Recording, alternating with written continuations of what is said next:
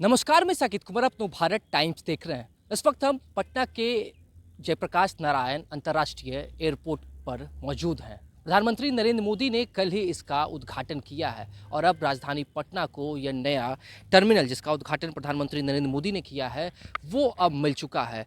कई अत्याधुनिक सुविधाओं से लैस ये एयरपोर्ट अब पटना के आम लोगों के लिए या बिहार वासियों के लिए 2 दिनों में चालू हो जाएगा। आपको बताते चले कि यह जो अत्याधुनिक एयरपोर्ट का टर्मिनल, जिसका उद्घाटन पीएम ने किया है, अब इसकी जो क्षमता है वो तकरीबन 1 करोड़ हो गई, यानी कि सालाना 1 करोड़ लोग यात्रा कर सकते हैं। और इसके साथ ही इसको बनाने में करीब 1200 करोड़ की लागत आई है, जिससे यह भव्य टर्मिनल बनकर तैयार हुआ है। और पहले जो पुराना एयरपोर्ट टर्मिनल था उसकी क्षमता 25 लाख थी, जो अब बढ़कर 1 करोड़ हो चुकी है। और इसके साथ ही आपको बता दें कि इस भव्य टर्मिनल के साथ ही प्रधानमंत्री नरेंद्र मोदी ने अपने काराकाट के संबोधन में यह भी कहा कि अब बिहार में सिर्फ एक ही एयरपोर्ट नहीं बल्कि दरभंगा में भी एयरपोर्ट है, बिहटा एयरपोर्ट का भी शिलान्यास किया है। लेकिन हम आपको पटना एयरपोर्ट के बारे में बता रहे हैं, जो नया टर्मिनल बनकर तैयार हुआ है। उसका परिसर 65,155 वर्ग मीटर में फैला हुआ, जिसकी भव्यता आप अपने स्क्रीन पर देख रहे होंगे कि किस तरीके से, कितने भव्य रूप से इसको बनाया गया है। और यात्रियों की क्षमता की बात करें तो 4500 यात्रियों को संभालने की क्षमता इस नए एयरपोर्ट के टर्मिनल में है। और अब इसकी जो भव्यता है वो आप देख रहे हैं। इसके साथ ही आपको दिखा दें कि ये जो रैंप बनाया गया है, इस रैंप से जो गाड़ी है वो डायरेक्टली ऊपर पहुंचेगा, जहां पर यात्रियों को उतारा जाएगा। और यहाँ चेक इन काउंटर 64 बनाए गए हैं, boarding gates 13, conveyor belt 5, aero bridge 5, विमान पार्किंग स्टैंड 11, यानी कि पूरी भव्यता जो है वो अब दिख रही है, जिसका उद्घाटन प्रधानमंत्री नरेंद्र मोदी ने किया। और मौके पर मौजूद बिहार के मुख्यमंत्री नीतीश कुमार, उप मुख्यमंत्री सम्राट चौधरी भी मौजूद थे। और तमाम चीज़ें, जो यहाँ की जो भव्यता है वो नीतीश कुमार प्रधानमंत्री नरेंद्र मोदी को दिखाते हुए नज़र आ रहे थे। इसके साथ ही साजो सज्जा पर भी काफ़ी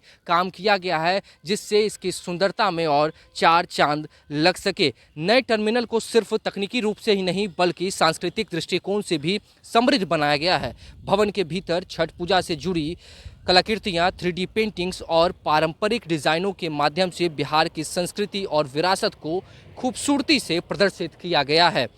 हर यात्री को यहाँ से गुजरते समय राज्य की सांस्कृतिक आत्मा का एहसास होगा। और इसी के साथ साथ बिहार की जो धरोहर है उनको भी खास तौर पर ध्यान दिया गया है। हम आपको एंट्री गेट की तरफ दिखाते हैं कि किस तरीके से जो यात्री हैं वो पटना एयरपोर्ट पे जैसे ही एंट्री करेंगे उसके लिए भी अलग अलग सुविधाएं की गई है। मल्टी लेवल कार पार्किंग की बनाया गया है। और अब विकास के जो नए आयाम हैं वो पटना का यह एयरपोर्ट गढ़ेगा। आपको बता दें कि इस टर्मिनल को चालू होने से पटना एयरपोर्ट अब और अधिक घरेलू और अंतर्राष्ट्रीय उड़ानों को संभाल सकेगा। इससे न केवल पर्यटन को बढ़ावा मिलेगा बल्कि बिहार की आर्थिक गति और रोजगार के अवसरों और व्यापारिक गतिविधियों को भी गति मिलेगी।